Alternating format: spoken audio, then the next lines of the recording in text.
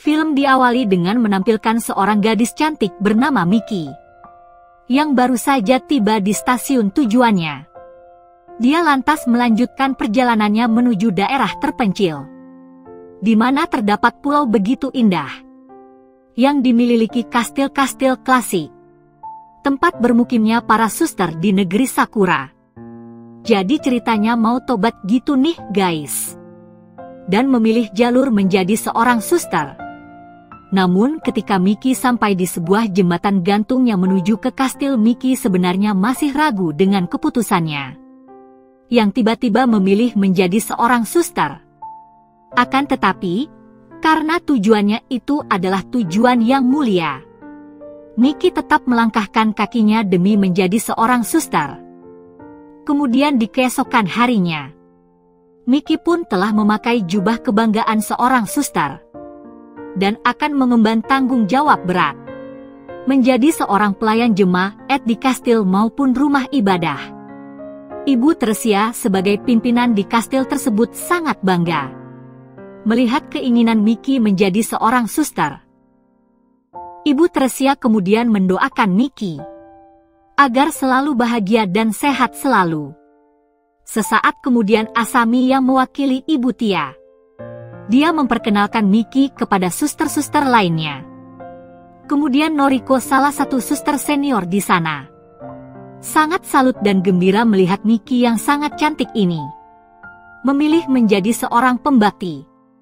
Melihat hal itu, Asami dan suster lainnya seperti agak tersinggung, karena Noriko terkesan agak berlebih terhadap Miki. Dan dari percakapan mereka, kita pun akhirnya tahu bahwa Noriko ini merupakan sahabatnya Miki. Noriko pun memberikan sebuah yang lengkap dan spesial untuk sahabatnya itu. Dan Miki pun sangat berterima kasih kepada Noriko yang telah menyambut kedatangannya dengan hangat. Malam harinya, sebelum istirahat, Miki menggoreskan sebuah cerita tentang jalan hidupnya yang telah menjadi seorang suster. Namun tiba-tiba dia malah teringat Kumamoto, mantan kekasihnya semasa kuliah dulu, yang mana ternyata cara berpacaran mereka itu agak di luar Nurul. Akan tetapi Miki sadar dan segera membuang kenangan itu. Ketika tengah malam Miki terbangun karena mimpi bertemu dengan Kumamoto, mantan kekasihnya. Tentu hal itu membuat Miki menjadi basah serabi lempitnya. Karena hal itulah dia sadar dan segera memohon pengampunan atas kesalahan-kesalahannya di masa lalu. Keesokan harinya Miki pun bersiap untuk membersihkan diri. Namun ketika itu, dia justru mendapati dua seniornya yang sedang main-main bersama. Hal itu pun membuat Miki jadi bingung. Kok bisa di tempat yang suci mereka berbuat seperti itu? Setelah beres, Ibu Tersia memberikan ujian pertama kepada Miki, yang mana dia akan mengirimkannya ke sebuah panti sosial ditemani oleh Asami. Ketika dalam perjalanan, Miki merasakan firasat buruk. Namun dia memilih untuk menghiraukannya dan tetap tenang. Dia berharap itu hanya firasat buruknya saja. Singkatnya, setelah sampai di tempat tujuan, seorang pria bernama Hiroshi menyambut mereka. Setelah berkenalan, Hiroshi kemudian memindahkan Miki ke panti sosial cabang miliknya, dengan alasan di sana masyarakat lebih membutuhkan jasanya. Malam itu juga mereka pun bergegas ke sana, yang mana kebetulan lokasinya berada di pinggir pantai. Mereka pun lantas melanjutkan perjalanan dengan berjalan kaki. Ketika Miki akan menyeberang ke jembatan, ternyata Kumamoto, mantan kekasihnya Miki, berada di sana. Dia bekerja sebagai pengamanan terdepan di jembatan itu. Kumamoto yang melihatnya pun sangat terkejut, karena selama ini dia telah mencarinya. Miki pun meminta maaf kalau dia telah memutuskan menjadi suster. Nampaknya dulu Miki pernah berjanji kalau dia akan menjadi seorang PNS. Di sini Kumamoto seolah tidak percaya dengan jubah yang dipakainya, Karena tak sanggup melihat Kumamoto, Miki pun segera berlari dan menghindar darinya. Kumamoto sempat ingin mengajarnya dan memberitahu kalau Hiroshi dan teman-temannya adalah orang jahat yang hanya ingin memanfaatkannya. Namun Miki terus berlari dan menghiraukan apa yang dikatakan Kumamoto. Setelah itu, Miki langsung berdoa melakukan permintaan maaf atas segala perbuatan buruknya. Namun ketika Miki sedang berdoa, Asami justru modifikasi minuman Miki dan merencanakan sesuatu untuknya. Setelah berdoa, Asami pun menyodorkan segelas minuman.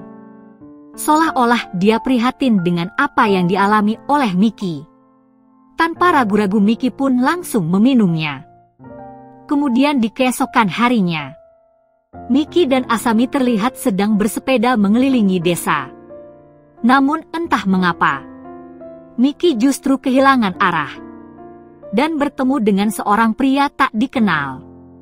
Alhasil Miki pun dipaksa untuk main-main bersama. Dia sempat kabur dari sana.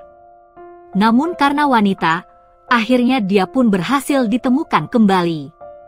Sehingga mereka pun main-main bersama. Sedangkan di sisi lain, Kumamoto yang bertemu dengan Asami. Dia pun bertanya tentang keberadaan Miki kekasihnya. Namun Asami menjawab bahwa Miki baik-baik saja di dalam panti. Dia bahkan meminta kepada Kumamoto untuk tidak mengusiknya kembali. Kumamoto boleh saja untuk memastikan Miki. Namun dengan syarat, Kumamoto harus menutup matanya selama perjalanan menuju ke sana. Singkat cerita, akhirnya Kumamoto pun sampai di panti milik Hiroshi. Saat itu, dia pun langsung dibuat terkejut. Karena melalui jendela kedap suara, ternyata Miki sedang main-main bersama oleh 3 pemuda. Mendengar hal itu, Kumamoto pun marah. Dia meminta supaya Hiroshi mengeluarkan Miki. Namun di sini Kumamoto justru dibuat tak berdaya. Sampai pada akhirnya Kumamoto juga malah ditahan di panti tersebut. Hiroshi kemudian memberitahu Kumamoto melalui jendela dan menunjukkan bahwa dirinya sudah memasang sebuah alat yang bisa membuat Miki bergetar pada bagian tubuhnya. Singkatnya, ketika Hiroshi tengah lengah, Miki pun berhasil memecahkan kaca dan segera meloloskan diri dari panti. Dia memasuki sebuah pos yang berada di tengah hutan. Namun dari kejauhan Hiroshi melihatnya dan lantas kembali mengeluarkan remote saktinya. Di sisi lain ternyata pos itu dihuni oleh seorang pria. Sesaat kemudian Miki pun kembali dibuat bergetar oleh Hiroshi. Pemuda itu tanpa kebingungan. Hingga pada akhirnya, Asami pun masuk dan kembali membawa Miki menuju ke pantinya. Hari demi hari telah berlalu. Miki pun terus dijadikan bahan mainan oleh Hiroshi.